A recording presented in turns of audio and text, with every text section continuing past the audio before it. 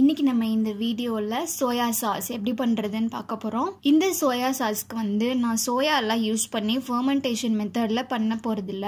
அப்படி நம்ம வந்து ஒரிஜினல் சோயா சாஸ் ஃபெர்மெண்டேஷன் பண்ணணும் அப்படின்னா அதுக்கு வந்து கிட்டத்தட்ட ஒரு 3 மாசமாவது ஆகும். சோயாவை வந்து நல்லா அரைச்சிட்டு அதுல இருந்து தண்ணி மட்டும் எடுத்து அதை வந்து நல்லா சக்க மாதிரி புழிஞ்சிட்டு அதை நல்லா காய வச்சு அதுல இருந்து நம்ம சோயா சாஸ் ரெடி பண்ணும்போது நமக்கு 3 மாசம் வரைக்கும் ஆகும். ஆனா அது மாதிரி நம்ம பண்ண போறது இல்ல. அதுக்கு பொதுவா ஜஸ்ட் ஒரு DIY மாதிரி ஒரு ஷார்ட்கட் யூஸ் பண்ணி இந்த சோயா சாஸ் வந்து பண்ண போறோம். உங்கள கொஞ்சம் பேருக்கு வந்து இது ஆல்ரெடி தெரிஞ்சிருக்கலாம். நான் வந்து இந்த சோயா சாஸை ஜஸ்ட் வந்து ஒரு ட்ரையல் மாதிரி பண்ணி பார்த்தேன். உண்மையாவே வந்து கடையில வாங்குற அதே மாதிரி ஃபிளேவர்ல நமக்கு கிடைச்சது. இப்போ இது எப்படி பண்றதுன்னு பார்க்கலாம் வாங்க.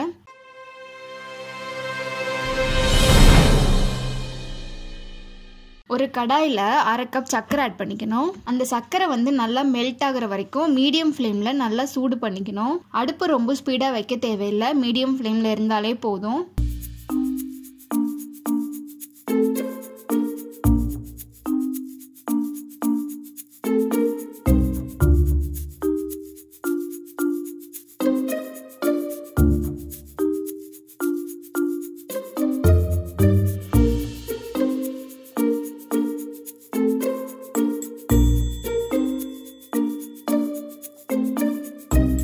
சர்க்கரை வந்து நல்லா மெல்ட் ஆகி இந்த மாதிரி கேரமலைஸ்டு ஆகி வரும். அப்போ வந்து நம்ம நல்லா இந்த மாதிரி கலர் சேஞ்ச் ஆனதையும் அதை கைவிடாமல் நல்லா கலரிட்டே இருக்கணும். இந்த மாதிரி லைட்டாக ஆரஞ்சிஷ் கலர் சேஞ்ச் ஆனதையுமே அடுப்பை நல்லா ஸ்லோ பண்ணி வச்சுக்கோங்க, இல்லைன்னா வந்து ரொம்பவே தீஞ்சிற மாதிரி ஸ்மெல் அடிக்கும். ஸோ அடுப்பை நல்லா ஸ்லோக்கு வச்சுக்கிட்டு அதை வந்து நல்லா கலரிட்டே இருக்கணும். நல்லா கலரவே அந்த சர்க்கரை பாகு வந்து நல்லா வந்து திக்காகி நல்லா தீஞ்சு போய் நல்லா கருப்பாக சேஞ்ச் ஆகி வரும். அதுக்காக ரொம்ப தீய வைக்கணும்னு அவசியம் கிடையாது. ஓரளவுக்கு நல்லா பிளாக் கலர்ல உங்களுக்கு தெரிஞ்சிருச்சு அப்படின்னா அந்த ஸ்டேஜ்ல வந்து அதே 1/2 கப் தண்ணி ஆட் பண்ணிக்கணும். தண்ணி ஆட் பண்ணதையுமே வந்து இந்த மாதிரி அந்த சர்க்கரை வந்து ஒட்டுற மாதிரி ஃபீல் ஆகும். ஒண்ணுமே பயப்பட தேவையில்ல.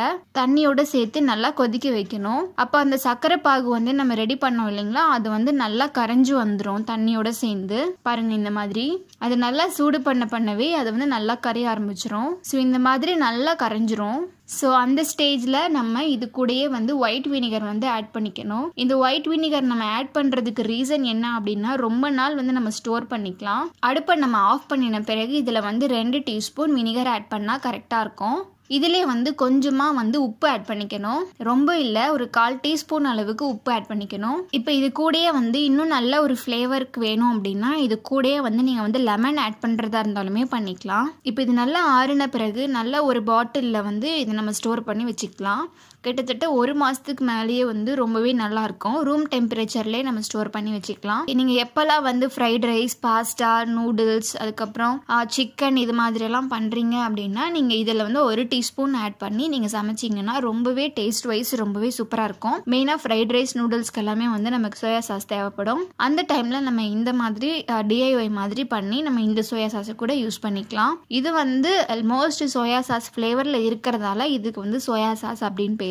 ஆனா எக்ஸாக்ட்டா வந்து ஃபெர்மெண்டேஷன்ல வந்து பண்றது கிடையாது. இதே மெத்தட்ல வெனிலா எசன்ஸ் வந்து எப்படி பண்றதுன்னு எனக்கு தெரிஞ்சிச்சு அப்படின்னா நான் சீக்கிரமே வந்து ஒரு ரெசிபி வந்து நான் அப்லோட் பண்றேன். அதே மாதிரி கிரீன் சில்லி சாஸும் வந்து கேட்டிருந்தீங்க. அந்த வீடியோவும் சீக்கிரமா நான் வந்து அப்லோட் பண்ண ட்ரை பண்றேன். ரொம்ப நாளாவே வந்து நம்ம சேனல்ல ஃபீட்பேக் அப்லோட் எதுவுமே பண்ணல. அதையும் வந்து சீக்கிரமா அப்லோட் பண்ண ட்ரை பண்றோம். இந்த வீடியோ வந்து உங்களுக்கு யூஸ்ஃபுல்லா இருக்கும் அப்படின்னு நினைக்கிறேன். இதை ட்ரை பண்ணி பார்த்தீங்க அப்படின்னா எப்படி இருக்குன்னு சொல்லி எனக்கு கமெண்ட்ல சொல்லுங்க. Thank you so much.